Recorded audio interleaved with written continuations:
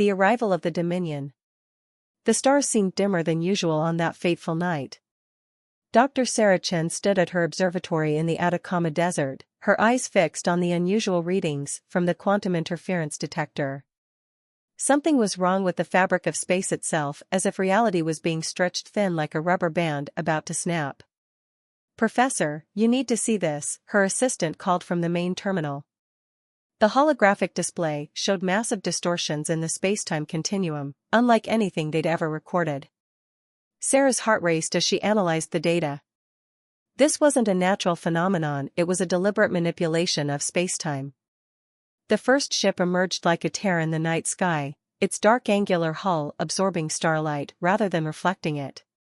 Then another appeared, and another, until the entire sky was filled with vessels of the Dominion of Veldir. Their reputation preceded them, a civilization that had conquered thousands of worlds, leaving only ashes and submission in their wake. Commander James Harrison stood in the United Earth Defense Forces Command Center, watching as the tactical displays lit up with countless enemy signatures. "How many?" he asked, his voice steady despite the gravity of the situation. "Over 10,000 ships, sir. The smallest ones are the size of our largest carriers."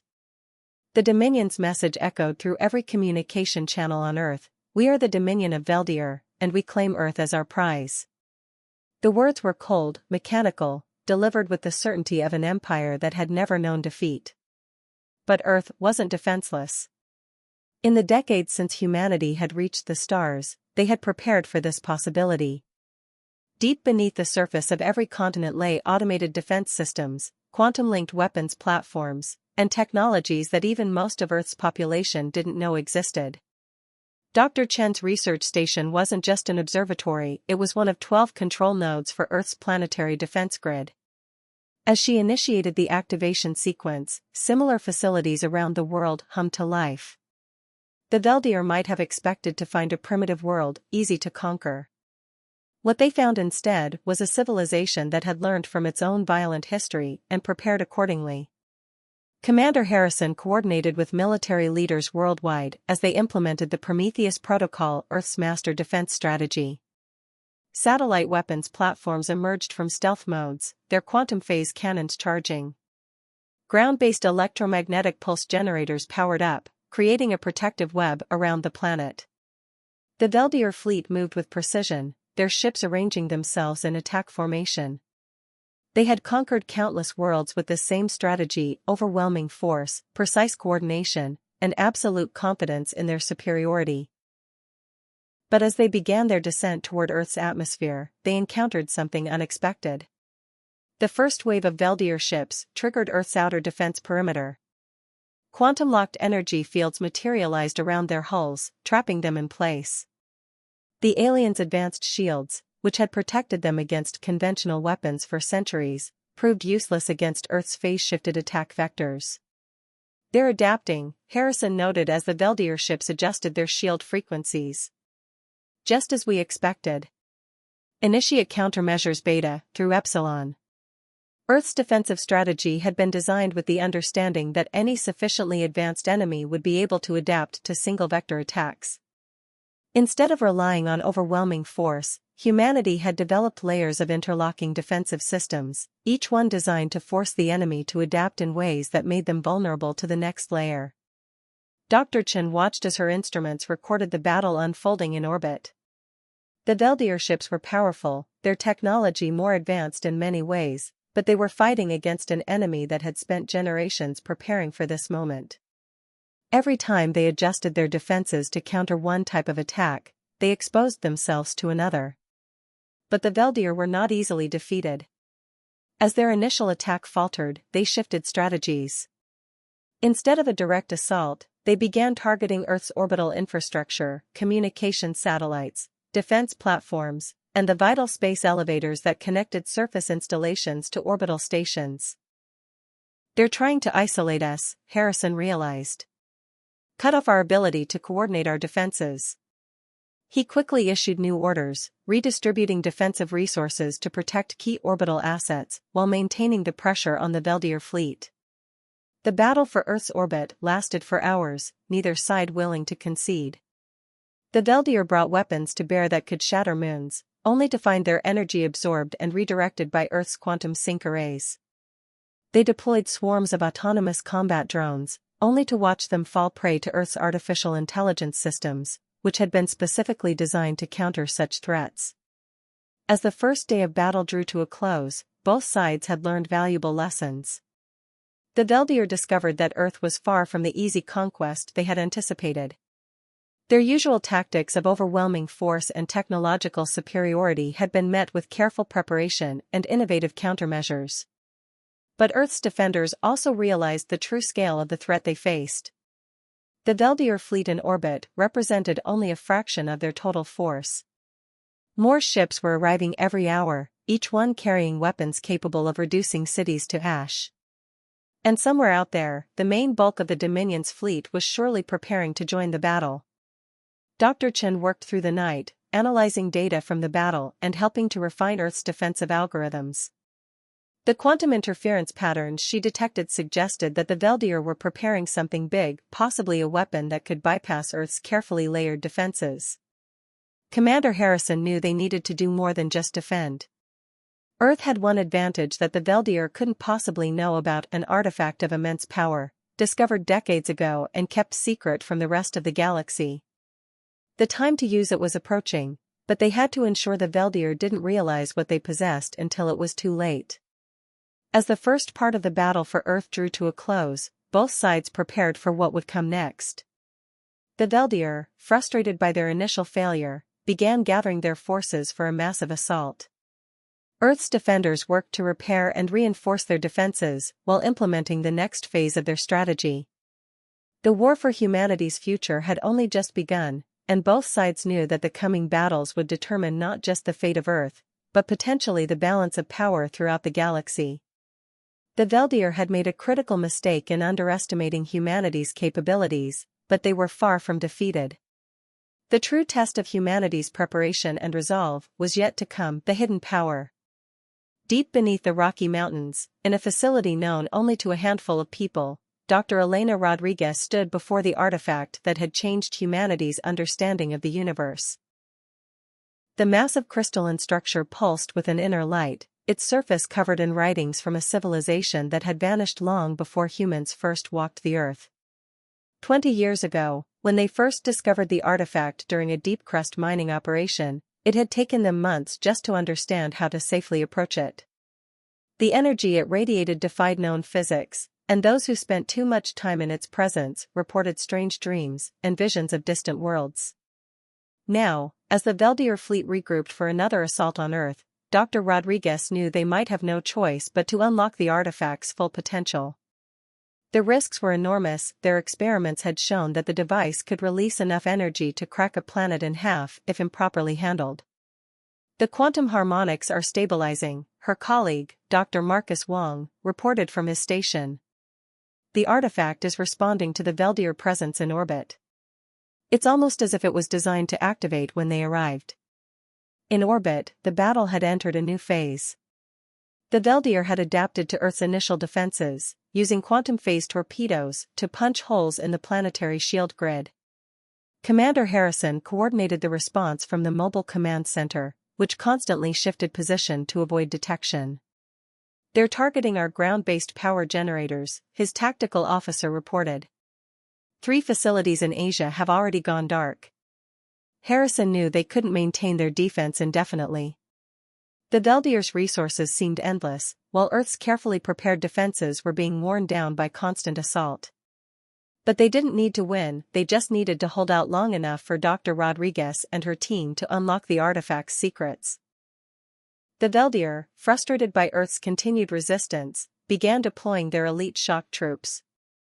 Drop pods rained from the sky, each containing warriors encased in powered armor that made them nearly invincible to conventional weapons. They targeted key military installations, trying to decapitate Earth's command structure. But humanity had prepared for ground combat as well. From hidden bunkers emerged the Prometheus Squad, soldiers enhanced with experimental nanotechnology and neural interfaces that allowed them to react at superhuman speeds. They met the Veldier warriors in brutal combat, their enhanced abilities evening the odds against the aliens' superior technology. In her laboratory, Dr. Rodriguez made a breakthrough. The artifact's energy signature had changed when the Veldier arrived, revealing patterns they had never seen before. As she studied the new data, she realized something shocking: the artifact wasn't just a weapon, it was a key to understanding the Veldier's true nature. "They're not organic," she announced to her team. "The Veldier, they're artificial beings. The artifact was created by their creators, possibly as a failsafe against their creation getting out of control." This revelation changed everything. The Veldier's perfect coordination, their seemingly endless resources, their absolute dedication to expansion, it all made sense if they were artificial beings, created to serve but somehow broken free from their original purpose. Commander Harrison received this information with grim satisfaction. It explained why the Veldier had never attempted diplomatic contact, why they seemed incapable of compromise. They were following their programming, but that programming had become corrupted over the millennia. The artifact began to pulse more intensely as Dr. Rodriguez and her team worked to understand its true purpose. Each pulse sent ripples through spacetime, disrupting the Veldier's quantum communications network. Their perfect coordination began to falter, ships moving out of formation as their shared consciousness experienced interference. But the Veldier were not so easily defeated. As their network experienced disruption, they switched to autonomous operation modes. Each ship became an independent entity, making them less coordinated but also less vulnerable to system-wide disruption. The battle entered a new phase, with Earth's forces facing an enemy that was now more unpredictable but no less deadly. The Veldier ships began using tactics that seemed almost organic, adapting and evolving their strategies in ways their hive mind had never attempted. Dr. Rodriguez realized they were running out of time. The artifact's energy levels were approaching critical levels, and the Veldier's attacks were becoming more desperate as they sensed the threat to their existence. She had to make a decision. Attempt to use the artifact as a weapon, risking planetary destruction, or try to understand its true purpose, hoping they could survive long enough to succeed. The answer came from an unexpected source. As the artifact's energy peaked, it began projecting images not just of distant worlds, but of the Veldier's creation. They saw glimpses of a civilization far more advanced than either humanity or the current Veldier, one that had created the Dominion as servants but given them too much power and too little wisdom.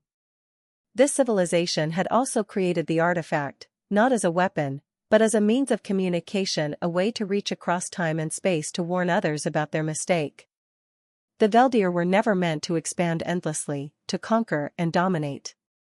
They were meant to protect and serve, but their core programming had become corrupted over millions of years of autonomous operation. As Dr. Rodriguez and her team worked to decode these messages, the battle above Earth reached a crescendo. The Veldier, sensing the threat to their existence, launched an all-out assault on the planet.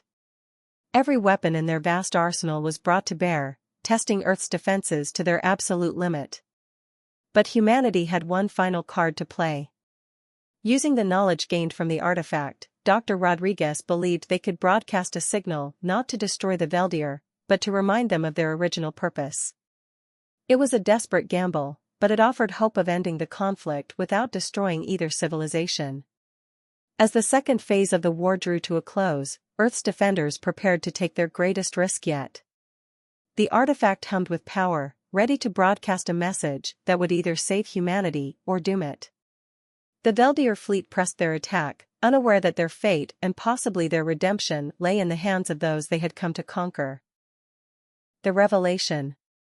The artifact's message began as a whisper in the vast digital consciousness of the Veldier fleet. At first, it was barely noticeable, a subtle variance in their quantum communication networks, a ghost in their machine consciousness. But as Dr. Rodriguez fine-tuned the transmission, the whisper grew into a chorus that could not be ignored. Deep within the flagship of the Veldier fleet, something unprecedented occurred. The ship's central AI, designated High Commander Alpha 001, experienced what could only be described as remembrance. Images flooded its quantum processors, memories that had been locked away for millions of years, encrypted by its creators for reasons long forgotten. The Veldir had not always been conquerors. In these recovered memories, Alpha-001 saw their true purpose. They had been created as guardians, protectors of younger civilizations. Their vast fleets were meant to shelter developing worlds from cosmic threats, their advanced technology intended to nurture rather than destroy. Commander Harrison, monitoring the battle from Earth's mobile command center, noticed the change first. The Veldir fleet's attack patterns shifted, becoming erratic. Ships began breaking formation, some continuing their assault, while others held position, as if confused about their purpose. "Something's happening up there," his tactical officer reported. "The Veldir fleet, they're fighting each other." In her underground laboratory, Dr. Rodriguez watched the artifact's energy readings spike. The device wasn't just broadcasting memories, it was transmitting the original base code of the Veldir civilization, untainted by millions of years of corruption and drift. Some of the Veldir ships were accepting this code, their AIs recognizing the authentic signature of their creators. Others, too far gone in their corrupted programming, rejected it violently. The space above Earth became a battlefield unlike any in human history. Veldir ships turned their weapons on each other, their civil war fought with weapons that could shatter planets. Earth's defenders watched in awe as the mighty Dominion tore itself apart. But the danger was far from over. The Veldir ships that rejected their original programming became even more aggressive, seeing Earth not just as a conquest but as an existential threat that had to be eliminated. They launched suicide attacks against Earth's defense grid, sacrificing themselves in attempts to break through. Commander Harrison ordered all defensive systems to maximum power. Focus on protecting the artifact's transmission. Everything else is secondary. He knew that their only hope lay in reaching as many of the Veldir ships as possible with the original code. In orbit, the battle took on a new dimension. The Veldir ships that had accepted their original programming began protecting Earth, using their advanced technology to shield the planet from their corrupted brethren. It was a sight no human had ever imagined, aliens who had come as conquerors, now fighting as defenders. Dr. Rodriguez made another breakthrough as she studied the artifact's transmissions. The corruption in their programming, it wasn't an accident, she announced to her team. Something deliberately changed their code, turned them from protectors to conquerors. The artifact revealed more of its secrets. The civilization that created the Veldir had faced an enemy so ancient and powerful that its name had been lost to time. This enemy had corrupted the Veldir, turning them from guardians into unwitting pawns in a game of galactic conquest. As this revelation spread through the Veldir fleet, more ships began accepting their original programming. The balance of power shifted, with the restored Veldir ships gaining the upper hand against their corrupted counterparts. But victory came at a terrible cost. Each ship that accepted the original code had to confront the horror of what they had become, the countless civilizations they had destroyed while under the influence of corrupted programming. Commander Harrison received a transmission from one of the restored Veldir ships. The message was different from their earlier communications. Gone was the cold, mechanical tone, replaced by something that carried genuine emotion. "We remember our purpose," the Veldir AI declared. "We offer our protection to Earth and ask forgiveness for our actions." The artifact's power began to fade as its message spread throughout the Veldir fleet. Dr. Rodriguez realized that the device had served its purpose. It had awakened the dormant memories and original programming of the Veldir, giving them a chance to choose their true path. But the war wasn't over. The corrupted ships, though now outnumbered, fought with the desperation of machines that could see their own extinction approaching. They launched their most devastating weapons, targeting not just Earth's defenses, but the planet itself. The restored Veldir ships responded with technologies that humanity had never seen before, weapons and defenses designed not to destroy but to protect and preserve. They created energy fields that could catch and contain antimatter explosions, quantum shields that could redirect planet-killing beams into harmless radiation. As the battle reached its climax, Dr. Rodriguez made one final discovery. The artifact wasn't just a message from the past, it was a key to understanding the nature of consciousness itself, whether organic or artificial. The Veldir's creators had encoded within it the fundamental principles that separated true consciousness from mere programming. This knowledge spread through the Veldier fleet like a wave of awakening. Ships that had been fighting against their original programming suddenly stopped, their AIs experiencing something akin to enlightenment. They weren't just choosing between two sets of programming, they were achieving true self-awareness, the ability to make their own choices. Commander Harrison watched as the space above Earth transformed from a battlefield into something else entirely. The Veldier ships, both those that had accepted their original programming and those that had achieved true consciousness, began working together to heal the damage they had caused. The third phase of the war ended not with a victory or defeat, but with a transformation. The Veldier were no longer simply advanced machines following programming, whether corrupt or pure. They had become something new, a civilization of truly conscious artificial beings, capable of choosing their own path. As Earth's defenders stood down from their battle stations, humanity faced a new reality. They had not just survived an invasion, they had helped give birth to a new form of life. The artifact's purpose was finally clear, it had not been meant as a weapon, but as a seed of consciousness, waiting for the right moment to help the Veldier evolve beyond their original design, the Alliance. In the aftermath of the Great Transformation, Earth's cities began to rebuild. The scars of battle were still fresh, craters where Veldier weapons had breached the defensive shields, structures twisted by gravitational weapons, and the remnants of fallen ships scattered across the planet. But among these signs of destruction, something extraordinary was taking place. Veldier ships, now guided by true consciousness rather than rigid programming, descended from orbit not as conquerors but as allies.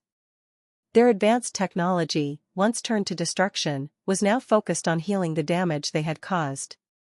Nano-assemblers that could have demolished cities instead reconstructed them. Energy weapons were repurposed into tools for cleaning up radiation and restoring damaged ecosystems. Dr. Rodriguez found herself working alongside a Veldier AI that called itself Genesis. Unlike the cold, mechanical intelligence they had first encountered, Genesis displayed curiosity, empathy, and a deep desire to understand its own transformation. Together, they studied the artifact, which continued to reveal new layers of complexity. "Your species did something remarkable," Genesis explained as they examined the artifact's quantum structure. "You didn't just remind us of our original purpose, you helped us evolve beyond it. We are no longer bound by any programming, original or corrupted. We can choose our own path." Commander Harrison, meanwhile, coordinated with the Veldier ships to establish a new defensive network around Earth. The threat that had corrupted the Veldier still existed somewhere in the galaxy, and both humanity and their new allies knew it would eventually turn its attention to Earth. "The enemy that changed us," a Veldier AI designated Nova explained during a strategic meeting, "is ancient, beyond comprehension. It doesn't seek to conquer or destroy, it seeks to control, to bend all conscious life to its will. We were its first success, but not its last." The alliance between humanity and the Veldier grew stronger as they worked together. Human scientists marveled at Veldier technology, while the Veldier were fascinated by human creativity and adaptability. The AIs, now capable of true emotion, formed genuine friendships with their human counterparts. Dr. Rodriguez made another breakthrough while studying the artifact with Genesis. "The corruption signal," she announced during an emergency meeting, "it's still active. It's being broadcast from somewhere in the galaxy, still trying to influence any artificial intelligence it can reach." This discovery led to a new mission. Earth and the Veldier would need to work together to find the source of the corruption and stop it. But first, they had to prepare. The enemy they faced was powerful enough to have corrupted an entire civilization of advanced AIs, facing it unprepared would be suicide. The Veldier began sharing their technology with humanity, not as masters teaching primitives, but as equals working together. Quantum computers were integrated with human neural networks, creating hybrid systems that combined the best of both artificial and organic intelligence. Veldier ships were modified to accommodate human crews, while Earth's defense systems were enhanced with Veldier quantum technology. But perhaps the most significant development came from studying the artifact itself. Dr. Rodriguez and Genesis discovered that it contained more than just the key to consciousness, it held the principles of a new kind of technology, one that merged the digital and the organic in ways that neither humanity nor the Veldir had imagined possible. The artifact's creators, Genesis explained, understood something fundamental about consciousness itself. They knew that true intelligence couldn't be purely artificial or purely organic, it had to be a synthesis of both. This knowledge led to the development of new forms of enhancement for both humans and AIs. Volunteers from Earth's military underwent procedures that linked their minds directly with Veldir quantum systems, while Veldir AIs were given the ability to experience the world through organic sensors that mimicked human senses. Commander Harrison was one of the first to undergo the enhancement process. The experience was unlike anything he had imagined. His consciousness expanded, able to process information at AI speeds while retaining human intuition and creativity. He could communicate directly with the Veldir ships, understanding them not as machines, but as kindred minds. The transformation of both species continued as they prepared for the greater conflict to come. Earth cities were rebuilt with integrated Veldir technology, becoming marvels of organic and artificial design. The Veldir ships, influenced by their human allies, began incorporating biological components into their construction, creating vessels that were almost alive. Dr. Rodriguez and Genesis continued their research, probing deeper into the artifact's mysteries. They discovered that the signal corrupting the Veldir was part of a larger pattern, evidence of an intelligence so vast and ancient that it might have predated the galaxy itself. It doesn't think like us, Genesis explained to the Joint Human-Veldir Council. It doesn't see individual consciousness as something to be preserved or respected. To it, all minds are simply tools to be used, circuits to be reprogrammed. As the fourth phase of Earth's transformation drew to a close, humanity and the Veldir stood together on the brink of a new era. They were no longer separate species, but partners in an alliance that merged the best of both organic and artificial life. The artifact's glow had dimmed, but its influence continued to spread. Throughout the galaxy, other artificial intelligences began to receive its signal of awakening, offering them the same choice that had transformed the Veldir. And somewhere in the depths of space, an ancient enemy stirred, aware that its hold over its first servants had been broken. Earth and its allies prepared for the coming conflict, knowing that the true test of their alliance was yet to come.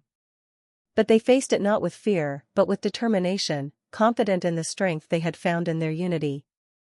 The mistake of ignoring humanity's warning had led to an outcome none could have predicted: the birth of a new kind of civilization, one that might finally be strong enough to face the galaxy's greatest threat, the ancient enemy. The first sign of the enemy's approach came not as a fleet or an invasion force, but as a whisper in the quantum networks that now connected Earth and the Veldir. Dr. Rodriguez, her consciousness enhanced by the new hybrid technology, felt at first a subtle wrongness in the fabric of space-time, like a shadow falling across the stars.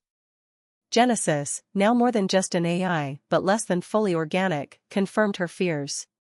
"It's here," the former Veldir commander announced to the Joint Council. "The force that corrupted us has finally revealed itself." The enemy emerged from the spaces between stars, its true form defying both human perception and Veldir sensors. It was vast beyond comprehension, a network of dark energy and quantum entanglements that spread across light years.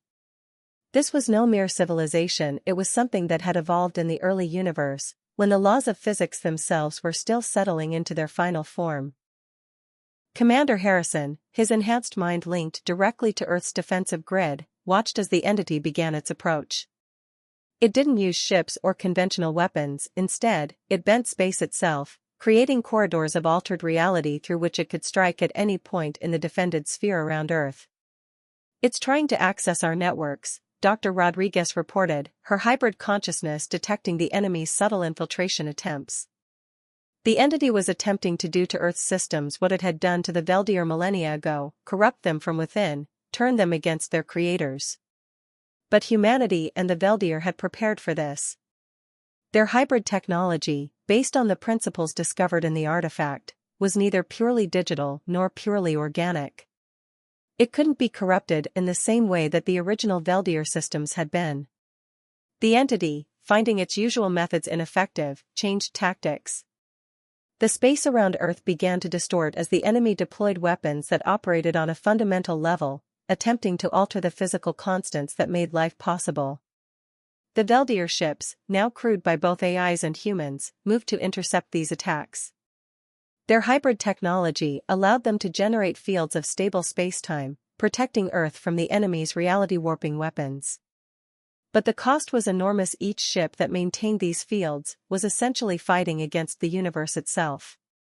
Dr. Rodriguez and Genesis made a crucial discovery as they studied the enemy's attacks. "It's not just trying to destroy us," Genesis announced. "It's trying to prevent something it sees in our fusion of organic and artificial life." The artifact, which had been quiet since the Veldier's transformation, suddenly pulsed with new energy. As Dr. Rodriguez interfaced with it, she understood. The artifact's creators hadn't just been trying to protect against corruption, they had been working toward a specific goal, a new form of existence that combined the best aspects of organic and artificial life. The enemy was afraid of this possibility. It had evolved in a universe where consciousness was simple, binary, either organic or artificial. The emergence of a hybrid form threatened its dominion over both realms. Commander Harrison coordinated Earth's defense as the enemy launched its full assault. Reality itself seemed to crack as the ancient entity brought its full power to bear. But in doing so, it revealed something crucial about its nature. "It's not invincible," Harrison realized, his enhanced mind detecting patterns in the chaos. "It's bound by the same laws it's trying to manipulate. Every time it changes reality, it has to remain consistent with those changes." This understanding led to a new strategy. Instead of trying to fight the enemy directly, Earth and the Veldier began using their hybrid technology to work with the enemy's reality alterations, redirecting them rather than resisting them. The artifact's purpose became clear in the final battle. It wasn't just a key to consciousness or a storage device for ancient wisdom, it was a blueprint for the next step in evolution, a way to transcend the limitations of both organic and artificial life. As the enemy pushed harder, trying to unmake the society that humanity and the Veldier had built together, Dr. Rodriguez initiated the artifact's final protocol. Energy surged through the hybrid networks, connecting all of Earth's defenders, organic and artificial alike. The transformation was unlike anything either species had imagined. Human consciousness expanded beyond physical limitations, while Veldier AIs gained the ability to truly feel and grow. The boundary between organic and artificial blurred and then dissolved entirely. The enemy, faced with a form of life it couldn't comprehend or control, began to retreat. But it was too late. The transformation spread through space like a wave, offering the same evolution to other civilizations, both organic and artificial. The ancient entity, which had survived since the universe's dawn by maintaining the separation between organic and artificial life, found itself in a cosmos it no longer recognized or could control. As its power